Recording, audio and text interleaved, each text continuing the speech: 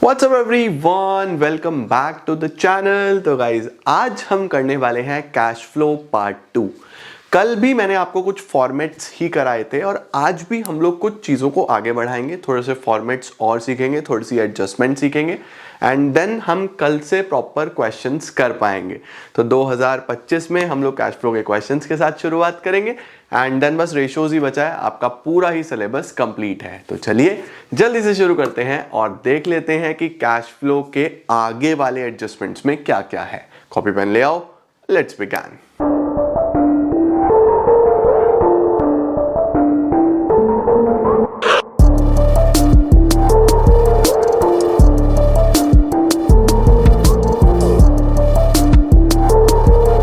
चलिए जी शुरू करते हैं बच्चों हम लोग कैश फ्लो के फर्दर एडजस्टमेंट्स के साथ। कल हम लोगों ने कैश फ्लो में फॉर्मेट तक की चीजें देख ली थी। आज हम लोग शुरू करेंगे कैलकुलेशन ऑफ एनपीबीटी से।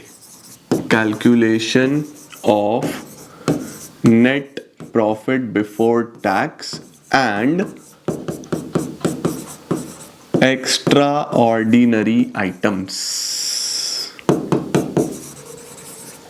ये हमारे पास बच्चों हेडिंग हो जाता है calculation of NPBT, calculation of net profit before tax and extra ordinary items. अब देखो बच्चों, इसके अंदर सबसे पहले आपको क्या करना है, सबसे पहले आपको लिख लेना है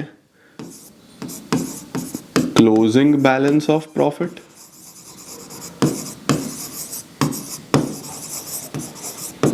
क्लोजिंग का मतलब होता है करंट ईयर, ठीक है। इसमें से लेस करना ओपनिंग बैलेंस ऑफ प्रॉफिट, इसका मतलब होता है प्रीवियस ईयर। तो हमें सिंपली क्या करना है, current year minus previous year करना है प्रॉफिट का। ये क्वेश्चन में गिवन होता है बच्चों, ठीक है। Current year minus previous year करना है तो एक बैलेंस आ जाएगा, ठीक है जी। इसके अंदर आपको मेनली 4 चीजें ऐड करनी है। क्या क्या? टिप, याद रखना tip, TIPP। Sir what is this TIPP? TIPP होता है सबसे पहले ट्रांसफर टू रिजर्व, देन हमारे पास होता है इंटरिम प्रॉफिट्स, उसको हम इंटरिम डिविडेंड बोल देते हैं, प्रपोज डिविडेंड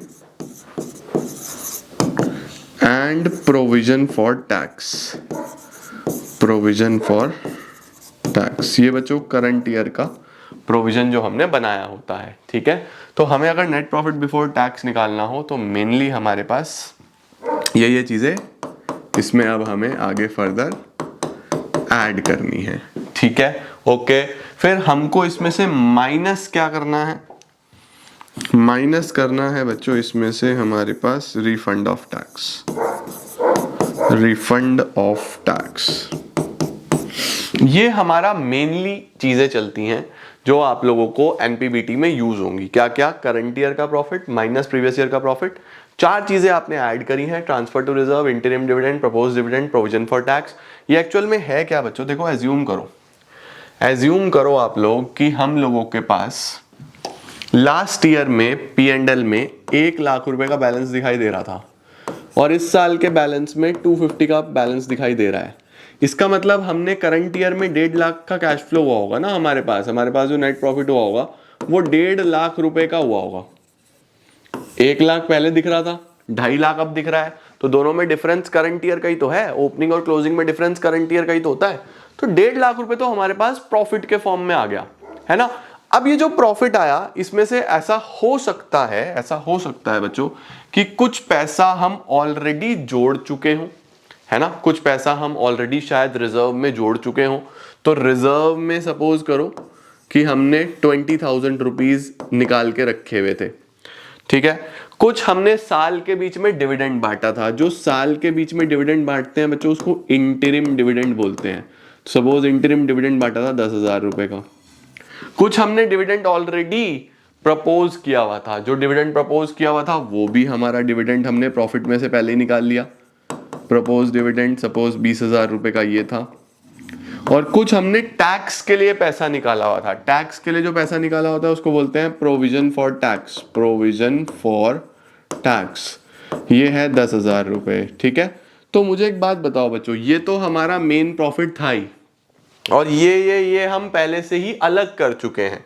तो 150 plus 20 170 plus 10 180 plus 20 2 lakh plus 10 210, ये आपका एक्चुअल टोटल प्रॉफिट आया या नहीं आया? भाई टोटल 2,10,000 रुपए का प्रॉफिट हुआ होगा, जिसमें से 20,000 का रिजर्व बना लिया, 10,000 इंटरिम डिविडेंड में गया, 20,000 प्रपोज डिविडेंड के लिए निकाल दिया, और 10,000 का प्रोविजन फॉर टैक्स बना लिया। तो बाद में जो बचा वो आपका नेट प्रॉफिट दिखाई देने लगा, जो बैलेंस शीट में आपने कैपिटल में प्लस करा, है ना। तो इसीलिए हम क्या करते हैं, एक्चुअल प्रॉफिट पे जाने के लिए ये सब इसमें ऐड कर देते हैं। तो मैंने क्या बोला, मैंने बोला closing balance minus opening balance, current year minus previous year, plus tip transfer to reserve, जो पैसा रिजर्व में ट्रांसफर किया हुआ है, इंटरिम डिविडेंड जो साल के बीच में दिया जाता है, प्रपोज डिविडेंड जो आपने प्रपोज किया हुआ है, प्रोविजन फॉर टैक्स जो आपने करंट ईयर में टैक्स के लिए प्रोविजन बनाया है, ये सब ऐड कर दो, माइनस कर दो अगर कोई रिफंड ऑफ टैक्स है ये, ठीक है। अब बच्चों अगर कोई एक्स्ट्रा ऑर्डिनरी एक्सपेंस या लॉस हुआ है, कोई भी एक्स्ट्रा ऑर्डिनरी एक्सपेंस या लॉस हुआ है, वो भी यहां पे ऐड बैक होता है। एक्स्ट्रा ऑर्डिनरी एक्सपेंसेस, अगर ऐसा कोई भी एक्स्ट्रा ऑर्डिनरी एक्सपेंसेस या लॉसेस है, उसको आप यहां पे ऐड करोगे। और अगर कोई भी एक्स्ट्रा ऑर्डिनरी इनकम है, कोई भी एक्स्ट्रा ऑर्डिनरी इनकम है बच्चों, तो उसको आप यहां से लेस कर दोगे। अल्टीमेटली ये आपका एनपीबीटी आ जाता है, ठीक है। एक्स्ट्रा ऑर्डिनरी आपको क्वेश्चन में दिखने के चांसेस बिल्कुल नेग्लिजिबल है, ना के बराबर है, तो इनकी जरूरत नहीं भी है, बट फिर भी पार्ट ऑफ फॉर्मेट है तो हमें पढ़ना तो है ही, ठीक है। ये आपके पास बच्चों पूरा का पूरा एनपीबीटी का फॉर्मेट होता है, जो आपको पता होना चाहिए। याद करने का टेक्निक मैंने बताया, current year minus previous year plus tip, transfer to reserve, interim dividend, propose dividend, provision for tax, minus करो refund of tax. Extraordinary अगर एक्सपेंसेस लॉसेस हैं जोड़ दो, इनकम गेन्स है तो लेस कर दो। ठीक हो गया बेटा, सही है जी, परफेक्ट, बढ़िया सर। अब आ जाते हैं एडजस्टमेंट्स पे। अब आ जाते हैं बच्चों एडजस्टमेंट्स पे। सर इसके अंदर मेनली कितनी एडजस्टमेंट्स हैं? बच्चों सारी की सारी एडजस्टमेंट्स बहुत सिंपल है, मैं तुमको सारी 1 बाय 1 लिखवा दूंगा, ठीक है। हॉरिजॉन्टल कर लेना अपनी कॉपी को ना, आप हॉरिजॉन्टल कर लेना। सबसे पहली एडजस्टमेंट होती है बच्चों हमारे पास provision for tax, provision for tax. दूसरी एडजस्टमेंट होती है हमारे पास प्रपोज्ड डिविडेंड, प्रपोज्ड डिविडेंड। तीसरी एडजस्टमेंट होती है बच्चों हमारे पास एसेट से रिलेटेड, तीसरी एडजस्टमेंट होती है एसेट से रिलेटेड, सही है। और चौथी एडजस्टमेंट हमारे पास जो होती है वो होती है इंटरेस्ट ऑन डिबेंचर्स। मेनली ये 4 एडजस्टमेंट्स हैं जो आपको देखने को मिलने वाली हैं, ठीक है बच्चों। अब सबसे पहले प्रोविजन फॉर टैक्स को ही कर लेते हैं। प्रोविजन फॉर टैक्स के बच्चों आपको 2 ही केसेस दिए होते हैं, case number 1 and case number 2। Case number 1 when only balance of provision for tax is given, ठीक है। और case number 2 when balance plus adjustment is given. देखो प्रोविजन फॉर टैक्स बच्चों जब हम अभी क्वेश्चन करेंगे तो हमको प्रोविजन फॉर टैक्स जो है शॉर्ट टर्म प्रोविजंस में दिखाई देगा, ठीक है। अब शॉर्ट टर्म प्रोविजंस में अगर आपको बैलेंस शीट में सिर्फ प्रोविजन फॉर टैक्स का बैलेंस दिख रहा है, सिर्फ बैलेंस शीट में दिखाई दे रहा है, उससे रिलेटेड कोई एडजस्टमेंट नहीं है। क्वेश्चन कैसा होता है कैश फ्लो का, पूरा बैलेंस शीट दिया होता है, नीचे एडजस्टमेंट्स दिए होते हैं। तो अगर सिर्फ और सिर्फ बैलेंस है, कोई भी एडजस्टमेंट नहीं है, तो फिर आपको क्या करना है। अगर ओनली बैलेंस है तो अपने पास अभी लिख लो, जैसे जैसे क्वेश्चन करेंगे सब आ जाएगा तुम लोग को, ठीक है। तो अगर सिर्फ बैलेंस है, कोई भी एडजस्टमेंट नहीं है, केस 1 ध्यान रखना, नो एडजस्टमेंट, कोई भी एडजस्टमेंट नहीं होता, तो सिंपली जो पिछले साल प्रोविजन बच्चों बनाया है प्रीवियस ईयर वाला, उसको हम टैक्स पेड मानते हैं। और टैक्स पेड ऑपरेटिंग एक्टिविटी में माइनस होता है। कल वाले फॉर्मेट में चेक करो, ऑपरेटिंग एक्टिविटी में सबसे नीचे मैंने इनकम टैक्स पेड माइनस कराया हुआ है, ठीक है। और जो करंट ईयर होता है उसको हम प्रोविजन फॉर टैक्स मानते हैं, प्रोविजन फॉर टैक्स मानते हैं और ये एनपीबीटी में प्लस होता है। एनपीबीटी में आज इससे पहले मैंने नोट बनवाया ना आपको एनपीबीटी में, देखो एनपीबीटी वाला नोट कहाँ गया, ये रहा देखो, प्रोविजन फॉर टैक्स ऐड हुआ है ना, ये वही है। तो अगर हमारे पास क्वेश्चन में सिर्फ बैलेंस दिया हुआ हो तो आपको क्या करना है, पिछले साल वाले को टैक्स पेड मानना है और करंट ईयर वाले को प्रोविजन फॉर टैक्स मान के अपना क्वेश्चन करना है। ओके, अब अगर सर बैलेंस भी दिया हो बैलेंस शीट में और नीचे एडजस्टमेंट भी दिया हो, तब क्या करना है, तब बच्चों हम लोग प्रोविजन फॉर टैक्स का अकाउंट बनाएंगे। ध्यान रखना, फिर हम प्रोविजन फॉर टैक्स का अकाउंट बनाने वाले हैं। सर प्रोविजन फॉर टैक्स का अकाउंट कैसे बनता है, किस तरीके से बनता है? बच्चों देखो हमारे पास यहाँ पे, पहले आप इसका स्क्रीनशॉट लो, शुरू करता हूं मैं। सबसे पहले बच्चों कोई भी अकाउंट होता है तो उसका ओपनिंग और क्लोजिंग बैलेंस होता है। वो ओपनिंग और क्लोजिंग बैलेंस आपको बैलेंस शीट में दिया हुआ है ना, जैसे बैलेंस शीट दी होगी, शॉर्ट टर्म प्रोविजन होगा, उसमें प्रोविजन फॉर टैक्स होगा। तो सबसे पहले हम बैलेंस लिखेंगे, ठीक है, ये वही नॉर्मल पर्टिकुलर्स अमाउंट, ठीक है। यहाँ पे ओपनिंग बैलेंस आएगा, बाय बैलेंस ब्रॉट डाउन, ये ओपनिंग बैलेंस होने वाला है। ओपनिंग का मतलब होता है बच्चों प्रीवियस ईयर वाला बैलेंस, ठीक है। और यहां पे क्लोजिंग बैलेंस आएगा, टू बैलेंस कैरिड डाउन, ये हमारा क्लोजिंग यानी कि करंट ईयर का बैलेंस होने वाला है, ठीक है बच्चों। तो ये हमारे पास ओपनिंग और क्लोजिंग बैलेंसेस आ गए, डन है जी। अब बच्चों एडजस्टमेंट्स में आपको या तो टैक्स पेड दिया होगा और या फिर प्रोविजन फॉर टैक्स दिया होगा, या तो टैक्स पेड दिया होगा या प्रोविजन फॉर टैक्स दिया होगा। इसका मतलब क्या है सर? इसका मतलब देखो ऐसा है, देखो बहुत सिंपल है। ऐसा समझो कि ये पैसा, ये आप गुल्लक बनाते हो और इस गुल्लक में टैक्स के लिए पैसा जोड़ते हो, ठीक है। तो जब साल की शुरुआत हुई तो इस गुल्लक में साल के शुरू में 20,000 रुपए पहले से थे। इसका मतलब ओपनिंग बैलेंस 20,000 रुपए था, ठीक है। फिर क्वेश्चन में गिवन है कि आपने साल के बीच में और प्रोविजन बनाया, इसका मतलब प्रोविजन मेड गिवन है। एज्यूम कर लो कि ये प्रोविजन फॉर टैक्स गिवन है कि आपने साल के बीच में और प्रोविजन बनाया, इसका मतलब इसमें और पैसा डाला, कितना? 30,000 रुपए और डाल दिए। अब सोचो बच्चों, 20,000 पहले से थे, 30,000 और डाल दिए। अब जब साल का लास्ट आया तो मेरे पास इस गुल्लक में कितना पैसा होना चाहिए? 20 तो पहले से थे, 30 और डाल दिए तो 50 होना चाहिए। जब मैंने चेक करा तो इस गुल्लक के अंदर 50 नहीं 25,000 रुपए निकले। कितने निकले? 25,000 रुपए निकले। इसका मतलब बच्चों साल के शुरू में 20, ठीक है, मैं यहां पे लिख रहा हूं, साल के शुरू में 20,000 रुपए, हमने प्रोविजन और बनाया 30,000 का, तो प्रोविजन इसी साइड लिखा जाता है, उसको किस नाम से लिखते हैं? By statement of P and L से। ये होता है बच्चों प्रोविजन मेड, ये आपको एडजस्टमेंट में दिया होगा। कितना प्रोविजन मेड है? 30,000 हमने और बनाया, तो टोटल हमारे पास 50 होना चाहिए या नहीं होना चाहिए? 50 होना चाहिए ना। अब हमने देखा लास्ट में सिर्फ है कितना? लास्ट में सर सिर्फ 25 है, तो क्या आप मुझे बता सकते हो कि हमने कितना टैक्स पे कर दिया होगा? सोचो बच्चों, ये होता है टैक्स पेड। क्या आप मुझे बता सकते हो क्या कि हमने कितना टैक्स पे कर दिया होगा? इसमें से कितना पैसा निकाल दिया होगा कि जो 25 ही बचे? सोचो बच्चों, 50 में से कितना निकालू के 25 आ जाए? 25 ही निकाला होगा ना। तो टैक्स पेड हमारे पास यहाँ पे बैलेंस में आ जाएगा 25,000।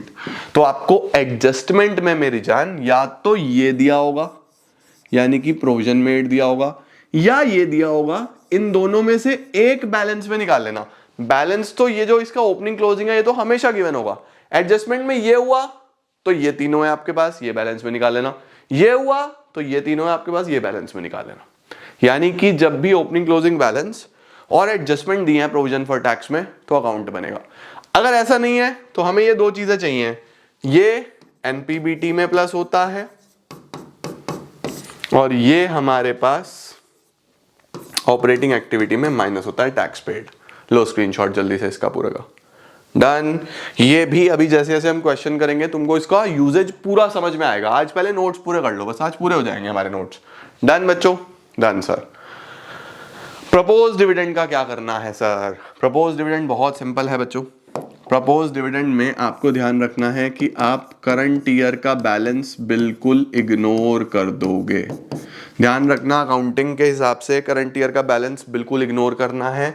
जो प्रीवियस ईयर का बैलेंस है इसी को बच्चों डिविडेंड पेड मानना है। अब डिविडेंड पेड कहां पे आता है? फाइनेंसिंग एक्टिविटी का पार्ट है, तो ये फाइनेंसिंग एक्टिविटी में माइनस हो जाएगा और इसी को प्रपोज डिविडेंड मानना है। प्रपोज डिविडेंड आपका एनपीबीटी में प्लस हो जाएगा।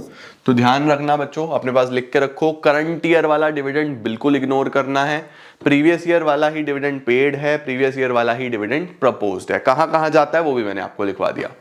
ठीक है, चलो सर, अब एसेट से रिलेटेड एडजस्टमेंट है हमारे पास। उससे पहले इंटरेस्ट ऑन डिवेंचर बता दूं। इंटरेस्ट ऑन डिवेंचर बच्चों नीचे दिया होगा आपको एडजस्टमेंट में। तो इंटरेस्ट ऑन डिवेंचर हमारे पास एक तो फाइनेंसिंग एक्टिविटी में माइनस होगा, फाइनेंसिंग एक्टिविटी में, क्योंकि इंटरेस्ट डिबेंचर पे दिया जाता है, डिबेंचर फाइनेंसिंग का पार्ट है। दूसरा सबसे ऊपर हमारे पास जो adjustments for non cash non operating item है ना, interest paid non operating item है, तो वहीं पे ऑपरेटिंग एक्टिविटी में प्लस हो जाएगा ये नॉन ऑपरेटिंग आइटम्स में, नॉन ऑपरेटिंग आइटम्स में। ठीक है, ओके। अब इंटरेस्ट पे ना बच्चों थोड़ा सा डिबेट होता है। इंटरेस्ट पे क्या डिबेट होता है मैं आपको बताता हूं। देखो, एज्यूम करो बच्चों कि साल के शुरू में जो डिबेंचर थे वो थे 10 लाख रुपए के, और इन पे जो इंटरेस्ट था वही 10% के हिसाब से लिखा हुआ है। ठीक है, और साल के लास्ट तक जाते जाते ये डिबेंचर 6 लाख के हो गए। ये डिबेंचर कितने के हो गए? 6 लाख के हो गए। अब सवाल ये उठता है कि अगर मेरा लोन 10 लाख से 6 लाख हो गया है, अगर मेरा लोन 10 लाख से 6 लाख हो गया है, इसका मतलब मैंने लोन चुकाया है। तो या तो मुझे क्वेश्चन बताएगा मेरे बच्चों कि लोन कब चुकाया। अगर लिखा है कि डिबेंचर का पेमेंट लास्ट में हुआ, बिल्कुल लास्ट में हुआ, सपोज यहां पे हुआ, क्वेश्चन ने बोला कि जो पेमेंट है वो बिल्कुल एंड ऑफ द ईयर में हुआ, एंड ऑफ द ईयर में हुआ। तो अगर पेमेंट बिल्कुल एंड ऑफ द ईयर में हुआ, बिल्कुल लास्ट में हुआ, इसका मतलब लोन तो पूरे साल 10 लाख का ही रहा है ना। लास्ट डेट पे आके हमने पेमेंट करा तो पूरे साल तो 10 लाख रहा। तो फिर उस सिनेरियो में 10 लाख पे पूरा 10% यानी 1 लाख का इंटरेस्ट बैठता है। वेरी सिंपल, 10 लाख पे 10%, 1 लाख का इंटरेस्ट बैठता है। लेकिन अगर क्वेश्चन में ये लिखा हुआ कि पेमेंट तो बिगिनिंग ऑफ द ईयर में ही हो गया, साल के शुरू में ही हो गया, ये क्वेश्चन बताएगा बच्चों कि पेमेंट शुरू में हुआ या पेमेंट लास्ट में हुआ, क्वेश्चन सब बताएगा आपको। अब अगर क्वेश्चन ने बोला कि पेमेंट बिल्कुल शुरू में हुआ, इनिशियल यहीं पे हो गया, 10 लाख में से 6 लाख का पेमेंट, सॉरी 4 लाख का पेमेंट यहीं पे हो गया, अगर 4 लाख का पेमेंट यहीं पे हो गया तभी तो ये लास्ट तक जाते जाते 6 लाख बचा है ना। तो बिगिनिंग ऑफ द ईयर में बच्चों क्या करना है, I am so sorry, light चली गई थी तो थोड़ा सा डिस्टर्बेंस था, दोबारा स्टार्ट कर रहा है। बिगिनिंग ऑफ द ईयर में क्या होता है बच्चों कि शुरू में ही 10 में से 4 का पेमेंट कर दिया तो 6 बचा ना, बिल्कुल शुरू में ही। तो इसका मतलब शुरू में ही अब 6 लाख का लोन है, तो पूरे साल जो ब्याज बनेगा वो 6 लाख पे 10% यानी कि 60,000 का बनेगा। परफेक्ट है बच्चों, ओके। तो अगर क्वेश्चन में ये बोला कि सर लोन का पेमेंट लास्ट में हुआ तो फिर 10 लाख ही रहा पूरे साल, 10 लाख पे दे दो। अगर क्वेश्चन ने बोला कि लोन का पेमेंट शुरू में ही हो गया तो शुरू में ही पेमेंट हो गया, तो 6 लाख शुरू में ही हो गया, फिर 6 लाख पे दो। सर अगर क्वेश्चन ये बोल देता कि कहीं बीच में मिड ऑफ द ईयर में पेमेंट हुआ, अब वो कोई भी डेट आपको बोल सकता है, ऐसा बोल सकता है कि 3 महीने बाद बोल दे, तो ध्यान रखना फिर 3 महीने पे तो 10 लाख पे दिया जाएगा, अगले 9 महीने पे 6 लाख पे दिया जाएगा, है ना। तो अभी फिलहाल मैं मान रहा हूं कि बिल्कुल मिड में हुआ, साल के बीच में। तो अगर साल के बीच में हुआ बच्चों तो शुरू के 6 महीने तो 10 लाख का ही लोन रहेगा, तो शुरू के 6 महीने 10 लाख पे 10% और 6 महीने, शुरू के 6 महीने तो ये हुए, फिर पेमेंट हो गया 4 लाख का, तो 6 लाख पे 10% और 6 महीने, 10 लाख पे 10% 1 लाख, 6 महीने का 50,000 ऐसा, प्लस 6 लाख पे 10% 60,000, 6 महीने का 30,000, तो 50 और 30 80,000 रुपीज का इंटरेस्ट बैठेगा इस केस में। क्लियर हुआ बच्चों? यही थोड़ा सा डिबेट आता है इंटरेस्ट पे, और कुछ नहीं है। और अगर क्वेश्चन साइलेंट ही हुआ, अगर क्वेश्चन ने कुछ बोला ही नहीं कि पेमेंट कब हुआ, अगर क्वेश्चन साइलेंट हुआ बच्चों, फिर क्या करना है? सर ये तो आपने बताया कि बताएगा, बिगिनिंग है, एंड है, मिड है, कब है, बताएगा। ना बताया फिर? अब बच्चों अगर ना बताया तो फिर आप ओपनिंग बैलेंस पे दे देना, फिर आप ओपनिंग बैलेंस पे दे देना। ठीक है, ओके। ओपनिंग बैलेंस मतलब 10 लाख, तो हम 10 लाख पे करके आ जाएंगे इंटरेस्ट। सही है जी, परफेक्ट, डन है। इतना काम क्लियर होता है? चलो सर, अब ऐसे ही बच्चों इशू के केस में भी हो सकता है कि लोन शुरू में 10 लाख है और लास्ट तक जाते जाते 16 हो गया। तो देखो, शुरू में 10 लाख है और लास्ट तक जाते जाते 16 हो गया, इसका मतलब और लोन लिया। तो क्वेश्चन बताएगा क्या वो लोन एंड में लिया? अगर एंड में लिया तो पूरे साल 10 लाख ही रहा, 10 लाख पे दे देना। अगर बोला कि लोन शुरू में लिया, साल के शुरू में, तो साल के शुरू में ही 10 और 6 16 हो जाएगा, फिर 16 पे। तो इस हिसाब से आपको काम करना है। क्वेश्चन साइलेंट हुआ तो ओपनिंग पे। Okay, done sir. इसका भी स्क्रीनशॉट ले लो। सही है। अब आता है बच्चों एसेट वाला हमारे पास। एसेट में बेटा हमें क्या निकालना है?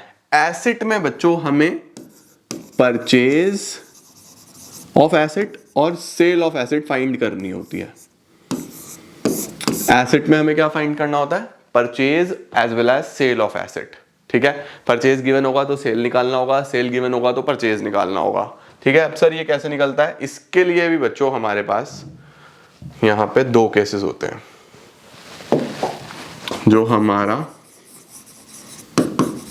एडजस्टमेंट ऑन एसेट्स है, इसमें भी 2 केसेस होते हैं। एक when balance of asset is given, आपको क्वेश्चन में सिर्फ एसेट का बैलेंस दिया हुआ है। ठीक है, और केस नंबर 2, जब बैलेंस ऑफ एसेट भी दिया हुआ है plus balance of accumulated depreciation भी दिया है। सर ये एक्यूमुलेटेड डेप क्या है बच्चों? क्लास 11th में कॉन्सेप्ट पढ़ा था, प्रोविजन फॉर डेप्रिसिएशन, वही वाला प्रोविजन फॉर डेप्रिसिएशन का बैलेंस। ठीक है, कोई बात नहीं, सब याद दिलाऊंगा, टेंशन मत लो।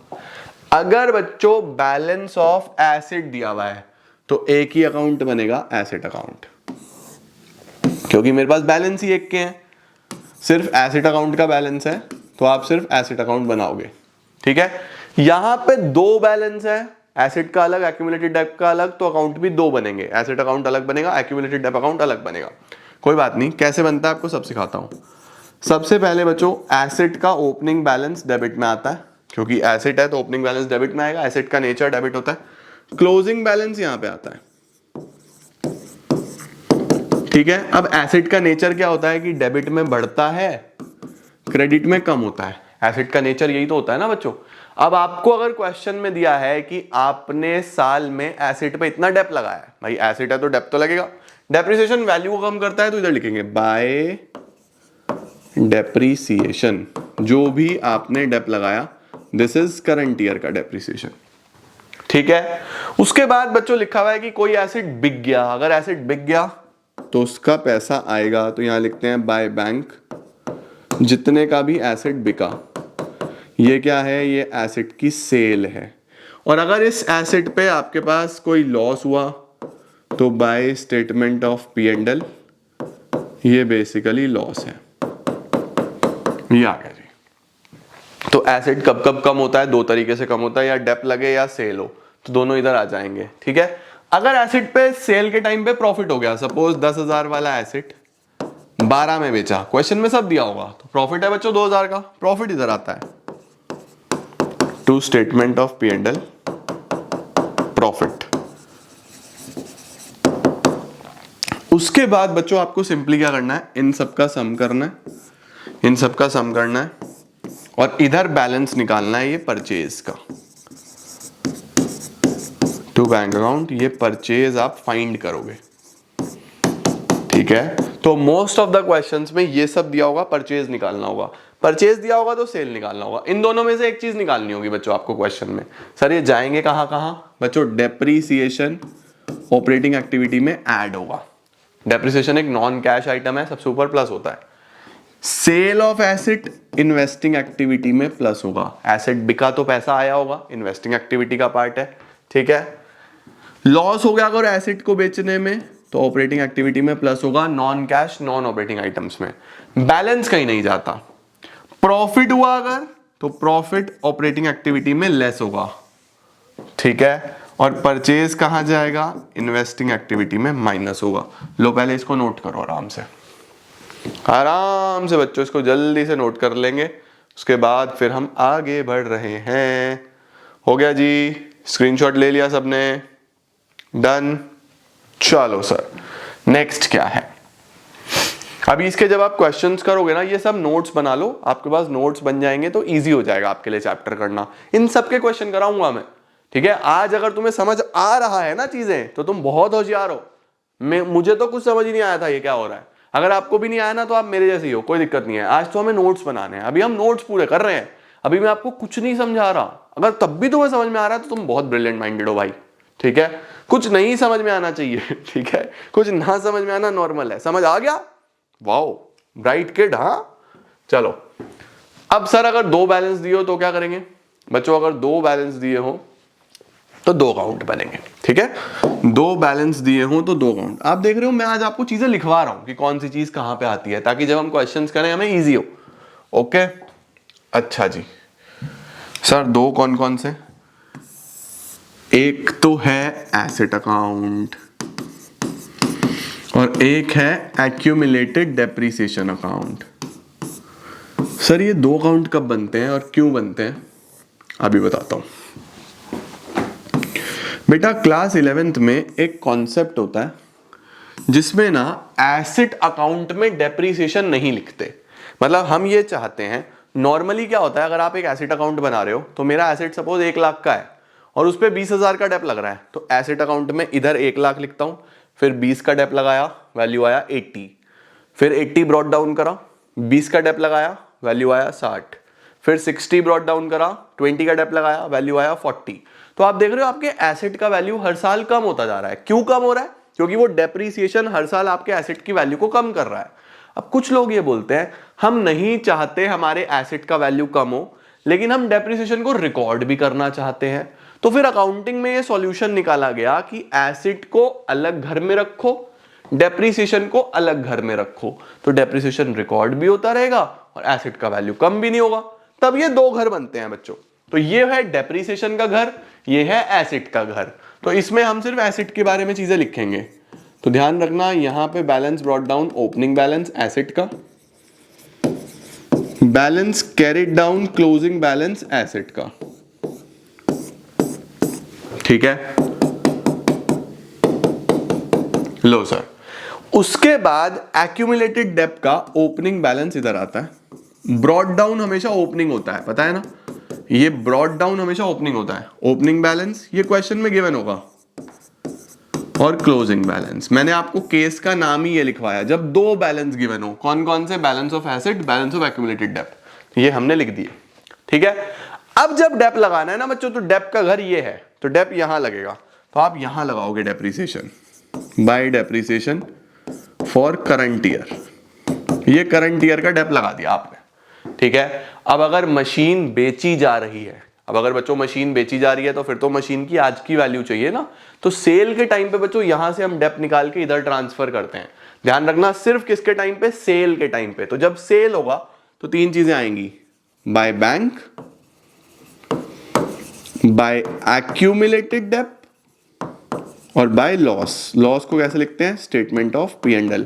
वही चीजें हैं देखो, बस डेप की जगह एक्यूमुलेटेड डेप। क्यों? क्योंकि इधर से डेप निकल के इधर आएगा। डेप्रिसिएशन अलग घर में रिकॉर्ड कर रहे थे ना, तो यहां से निकल के इधर आएगा, तो मैं यहां पे लिखूंगा टू एसेट अकाउंट। ये जो डेप्रिसिएशन है ये इधर चला जाएगा, ठीक है। बस सेल का अमाउंट गिवन होगा, लॉस आप निकाल लोगे, फिर क्या प्रॉफिट हुआ तो इधर टू स्टेटमेंट ऑफ P&L, अगर प्रॉफिट हुआ तो, एंड देन वही परचेज निकालना है। ये परचेज हम बैलेंस में निकालेंगे। लो बच्चों नोट करो, जल्दी से नोट कर लो इसको भी, ठीक है। अब सर इसमें से कौन कौन सी चीजें कहाँ कहाँ जाएंगी? बेटा ये बैलेंस कहीं नहीं जाते, ये अपने आप दो जगह आ गया। ये बचा डेप्रीसिएशन, ऑपरेटिंग एक्टिविटी में प्लस होगा, ठीक है। ये बैंक क्या है? सेल, सेल करा पैसा आया इन्वेस्टिंग एक्टिविटी में प्लस। ये क्या है? लॉस, लॉस ऑपरेटिंग एक्टिविटी में प्लस। ये क्या है? अगर प्रॉफिट हुआ तो, प्रॉफिट हुआ तो ऑपरेटिंग एक्टिविटी में माइनस। परचेज इन्वेस्टिंग एक्टिविटी में माइनस। जल्दी से नोट करो बच्चों। मेनली जो एसेट अकाउंट में आपको चीजें ढूंढनी है ना, वो है डेप्रीसिएशन, प्रॉफिट या फिर लॉस, परचेज या फिर सेल। ये है मेन चीजें, इन्हीं के लिए हम ये सारी एडजस्टमेंट्स कर रहे हैं, ठीक है। तो बस ध्यान रखना, अगर दो बैलेंस है तो ये दो अकाउंट बनेंगे ऐसे। अभी मैं इसके क्वेश्चंस कराऊंगा कल, तो तुम्हें बिल्कुल क्लैरिटी आ जाएगी 100%। आज नोट्स बना लो एक बार सारे, ठीक है बच्चों। ये भी हो गया, ये भी हो गया। अब कुछ इंपॉर्टेंट पॉइंट्स लिखो, कुछ इंपॉर्टेंट पॉइंट्स। सर क्या इंपॉर्टेंट पॉइंट्स हैं? सबसे पहले गुडविल के बारे में। अगर बच्चों हमारे पास गुडविल का वैल्यू इंक्रीज हो रहा है, गुडविल 10,000 से 20,000 हो रही है, तो हम उसे मानते हैं परचेज ऑफ गुडविल, ठीक है। Purchase of goodwill is like an investment, तो इन्वेस्टिंग एक्टिविटी में माइनस हो जाएगा, सही है। और अगर गुडविल का वैल्यू डिक्रीज हो रहा है, तो गुडविल का वैल्यू अगर कम हो रहा है और क्वेश्चन में कुछ नहीं लिखा हुआ कि वो बिकी है, तो हम क्या मानते हैं? Goodwill return of, goodwill right of हो रही है। तो राइट ऑफ के लिए वो आपके लिए एक नॉन ऑपरेटिंग एक्सपेंस लॉस जैसी चीज होती है, तो उसको ऑपरेटिंग एक्टिविटी में प्लस करेंगे। तो important point number 1 is relating to goodwill, इसका ध्यान रखना, ठीक है। इंपॉर्टेंट पॉइंट नंबर 2, गुडविल हो गया। अब आपको मैं एक दूसरा पॉइंटर लिखवा रहा हूं। दूसरा पॉइंट क्या है? Goodwill done. दूसरा पॉइंट है बच्चों हमारे पास bank overdraft, bank overdraft, cash credit, ये सब क्या कंसिडर करे जाते हैं? Considered as loans. और अगर लोन्स हैं तो ये फाइनेंसिंग एक्टिविटी में एडजस्ट होंगे। अगर बढ़ गए तो हमने लोन ले लिया, कम हो गए तो हमने लोन चुका दिया, ठीक है बच्चों। तो बैंक ओवरड्राफ्ट, कैश क्रेडिट को ध्यान रखना कि ये लोन के तरीके से कंसिडर करे जाते हैं। तो गुडविल के बारे में इंपॉर्टेंट पॉइंटर्स हो गए, कैश क्रेडिट, बैंक ओवरड्राफ्ट के बारे में हो गए बच्चों। मेनली हम लोगों ने आज एनपीबीटी सीखा, एनपीबीटी का नोट्स पूरा कर लिया। उसके साथ हमने ये एडजस्टमेंट सीखी जिसमें मैंने आपको प्रोविजन फॉर टैक्स के दोनों केसेस बता दिए, प्रपोज डिविडेंड बता दिया, एसेट्स के बारे में बता दिया किस तरीके से करना है, इंटरेस्ट ऑन डिवेंचर के बारे में बता दिया बच्चों। अब हम लोग कल से सीधा क्वेश्चन शुरू करेंगे और बहुत ही अच्छे तरीके से तुम्हें मैं कैश फ्लो कराऊंगा। दोनों ही पार्ट्स अपने नोट्स पूरे कर लेना कॉपी में अच्छे तरीके से, और वो सारे के सारे नोट्स बिल्कुल प्रॉपर तुम्हें पूरे चैप्टर में काम आएंगे। अब ठीक है, थोड़ा सा आधा पेज छोड़ देना, कुछ छोटी छोटी चीजें मैं आपको क्वेश्चंस के साथ लिखवाऊंगा, देन हम सीधा क्वेश्चन स्टार्ट करेंगे, ठीक है। तो 2 दिन में हमने कैश फ्लो के नोट्स पूरे करें। 3rd क्लास ऑनवर्ड अब हम अच्छे तरीके से इसके सीधा क्वेश्चंस चालू करेंगे। हर चीज तुम्हें समझ में आएगी, तुम बिल्कुल भी स्ट्रेस मत लेना, ठीक है। Thank you so much guys for joining in. I am gonna see you all tomorrow. 2024 की ये आखिरी वीडियो है आप लोगों के लिए, इसके बाद हम मिलेंगे 2025 में और चीजों को बेहतर बनाएंगे। I will pray to God कि आपका आने वाला साल बहुत ही अच्छा हो और आपकी सारी विशेस पूरी हों। May God bless you with good health, wealth, success, prosperity, good friends, good family, and आप बहुत खुश रहो, हंसते मुस्कुराते रहो और जीवन में आगे बढ़ो। Thank you so much guys.